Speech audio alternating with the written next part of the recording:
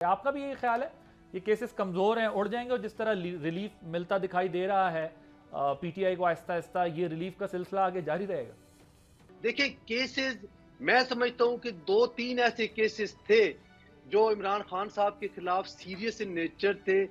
جن کو properly conduct نہیں کیا گیا, ایویڈنس پراپرلی نہیں پیش کی گئی, اور جس وقت ان کی سزا ہوئی میں نے اس وقت بھی چینلز پہ بیٹھ کے یہ کہا تھا کہ یہ بری ہو جائیں گے, اور ہائی کورٹ نے اگر ان کو بری کیا ہے تو کوئی اسپیسیفکل اور اسپیشل ٹریٹمنٹ نہیں کی. وہ کیس کی نوعیت ایسی تھی کہ انہوں نے بری ہو جانا تھا, because those were badly conducted by the prosecution and the investigation agency. باقی جو کیسز ہیں میں سمجھتا ہوں کہ ابھی دیکھیں ابھی